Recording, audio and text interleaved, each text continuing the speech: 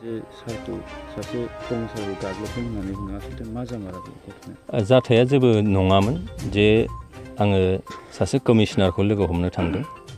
बिथाङा सिगाङाव MSDB दा PMJPK होननानै बुङो, प्राइम मिनिस्टार जन बिकास कार्यक्रम, थारमाने माइनरिटि फान्ड आरो बियो। दा बिनि अफिसारखौ लोगो हमनो थांदोंमोन आं माखासे बे माइनरिटि फान्डनिनो इनफरमेसन लानो थाखाय। जों जेला थाङो बिथांनि एसिसटेन्ट बिथाङा आं खोन्थाहैनानै लादों जे आंनि सिनायथिखौ होदों जे आं सिडलीनि आङो MLA, आङो अफिसारखौ लोगो हमनो। गिबि खेब बुंनायाव बिथांमोनहा खोमा सुवाखै, सेकेन्ड टाइम आं बुंबावदों। बिनि उनाव बिथांमोनहा रेसपन्स होनानै बुंबाय जे मोनसे स्लिप लिरनांगौ। आं बुंबाय जे जोङो MLA हिसाबै बिदि स्लिप जोङो लालायनाङा, नों खबरल' हैनानै अफिसारनो, बिनि उनाव बे गाव सम नायनानै लेंहरगोन। नाथाय बिथाङा बुंबाय जे नङा, स्लिपखौ लिरथारनांगोन, बियो मोनसे खान्थि। दा आं बहा खान्थि जानो बेलाय, बेथ' नोंनि बानायनायसो जानो हागौ, जों बिदिथ' खालामा। दा बिदि होननायाव ओमफ्राय आंनि एसिसटेन्ट जाय दङ, आंनि PA जाय दङ, बिथाङा बुंहरदेरबाय जे बे नियमखौ नों हारसिं बानायबाथ' जाया, जेराव जोङो आसामनि चिफ मिनिस्टारखौ लोगो हमनोबो जों बिदि खालामलायना, जास्ट इनफरमेसन होनानै दसे उनाव बिथां लेंहरो, हाबो आरो रायलायो। दा दिनै अफिसार बिथाङा प्रट'कलखौ नायोबा जे MLAफ्रा बा पाब्लिक रिलेसन्सफ्रा बिदि खालामनाङा। दा बेयाव बे आंनि एसिसटेन्टनि फारसे बिथाङा आंनि आखाइखौ गोजौ दैखांनानै आसि थुहरबाय। दा बेयाव आङो बुंबाय जे आखाइखौ एसे नारखानाय बायदि जादों आरो, जे फंबाय बिदि खालामनो नाङा, बिदि नङा जिनिसा। दा बिनि उनाव बेखौ नुनानै सासे एसिसटेन्टआ फैनानै बुंफैबाय, सार जे बिथाङा हयथ' बुजिस्लाबाखिसै, आं खोन्थाहैनि। लोगो लोगो बिथाङा थांनानै खोन्थाहैबाय आरो लेंहरबायबो सिङाव, आरो बिदिनो रायलायनानै जोङो फैबाय। सारखौ माने गाग्लोबदों होननानै खौरां। दा बे गाग्लोबनाया ओरैबायदि जाबाय जे आधा घन्टा बा 45 मिनिटनि उनाव अफिसारा आंखौ फन खालामनानै बुंहरफिनबाय जे नोंथाङा दिसपुरावनो दङब्ला आरो जुदि जेबो बेस्थ' नङाब्ला आंनि मावख'सिम नोंथाङा फैफिननो हागोन नामा? आं बुंबाय हागोन दे। आं जेला थांनानै अफिसारनि रुमाव हाबो, अफिसारा बुंबाय जे दहाय आं मिन्थियास्लाबा जासे नोंथांखौ माबा मिसबिहेभ खालामनाय जाबाय नामा? दा बिनि थाखाय नोंथाङा गाज्रि मोननाङा। बै जाय बिथाङा माने गावखौ गाग्लोबदों होनदों, बियो एसे मानसिया माने हियारिं मोनसे प्रब्लेम दङ, आरो बेबायदिनि खथायावनो बिथाङा साख्रि मोनदों, आरो सानस्लाबनो हाया बे गोबां जिनिसखौ, ओंखायनो बिनि माबा मोनसे गोरोन्थि जादोंब्ला निमाहा हो, बेखौ माने जेबो साननाङा। आं जेबो सानाखै दे। ओमफ्राय आङो बे बिथांखौबो लेंहरहोबाय, बै गथ'खौबो जे लेंहरनाय होननानै, आरो बेबायदिनो सावरायलायबाय। दाना बे सिङाव हाबनाय लोगो लोगोनो माने निमाहा बिना लाग्रोदों जे दहाय माबा मोनसे आङो गोरोन्थि मावफ्लांबायबा आंखौ निमाहा हो।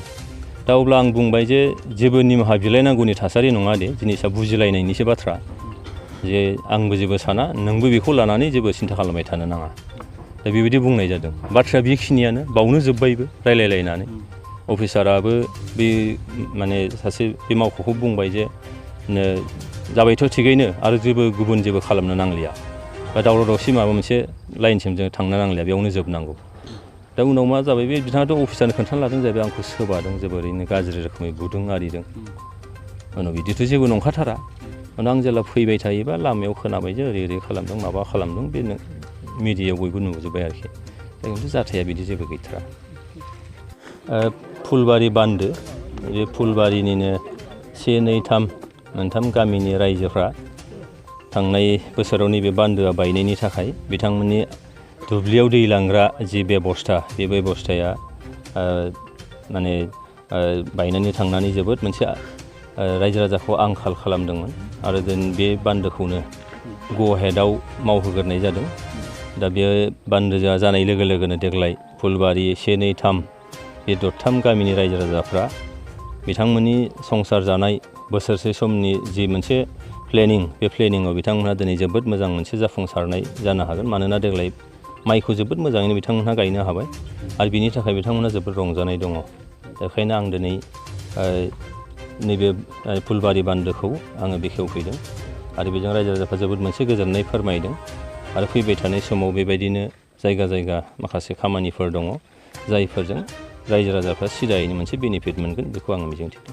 मोनसे खोथा बुंबाय थायो जे सार, गोदान सरकार जानानै जेबो जौगायाखै होननानै, आसलथे मा जौगामाराखै ना जौगामारदों? जौगानायखौ मानसिफोरनि नोजोरा जोबोद माने आलदा आलदा जानो हागौ नों बबे नोजोरजों नायदों जौगानायखौलाय थारैनो इनफ्रास्ट्राक्चार जौगानाय ना माबा मोनसेखौ लुबैदों दा अभारअल नायोब्ला थांनाय बोसोरसेया कभिडनि मोनसे थासारि दंमोन सारा दुनियायावनो भारतआव आसामाव जोंनि बिटिआरआव बेखायनो थांनाय बोसोराव बेबायदि माखासे मेगनाव गोनां खामानिफोर जुदिअबा सरकारा गावनि राङारि बाख्रिनिफ्राय मावनो लादोंमोनब्लाबो थासारिया एलाव खालामाखैमोन देग्लाय कभिडनि मोनसे थासारि गैलिया आरो देग्लाय नोंथांमोना नुनो हागौ नैबे अक्ट'बर नभेम्बरनिफ्राय थारैनो नुसारनाय रोखोमै माखासे खामानिफ्रा जागोन आरो जौगानायखौ इनफ्रास्ट्राक्चारखौनो लायोब्ला बेखिनि जौगानायखौबो नुगोन आरो जोंनि बिटिआर सोरखारा जोबोद मोजां मोनसे फ्लागशिप प्रग्राम खालामदों बे जाहैबाय सुबुं धोन बारायनांगौ जोंहा सुबुं धोन सृष्टि खालामनांगौ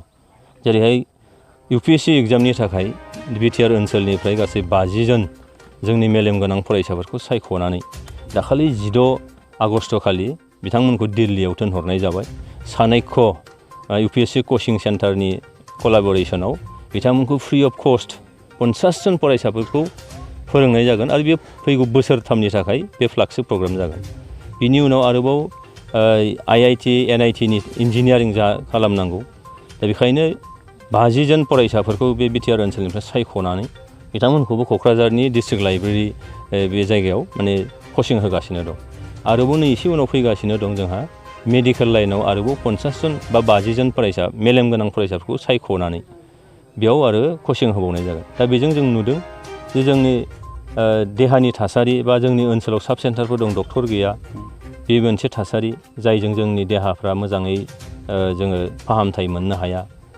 माने जोंनि साब सेन्टारफ्रा बा बिदिनो डिस्ट्रिक्ट जिथु माने सिभिल हस्पिटालफोर दङ जोबोद मोनसे गाज्रि थासारियाव दं बेखायनो जोंनि ओनसोलनिफ्रायनो जोंनि गथ' गथायखौनो जोंनि ओनसोलखौ मोजाङै नायनो हानाय बेंनो हानाय अनसायनो हानाय बेबायदि जोंहा माने सुबुं धोन नांगौ बिटिआर सोरखारा गरसेबो फैसा लायाजासे मोनथाम बिथिङाव UPSC APSC बेनिफ्राय इन्जिनियारिं आरो मेडिकेल लाइनाव फरायसाफोरखौ दिहुननो थाखाय दा थांखि लादों दा बेफोरो जोंनि नुसारनाय मोनसे खामानि आरो बेजों फैगौ बोसोर बा बिनि नेक्स्ट बोसोराव बिनिफ्राय निस्सय मोजां मोनसे फिथाइ थायगोन आरो जोंनि ओनसोला जोबोद मोनसे समायनायै दावगालांगोन आरो बेसो जोंनि प्रमद बर' दैदेननाय जोंनि सरकार UPPL सरकार आरो बे सरकारा बे ओनसोलखौ लानानै जोबोद मोनसे प्लेनिं लानानैनो आवगायलांबाय थागोन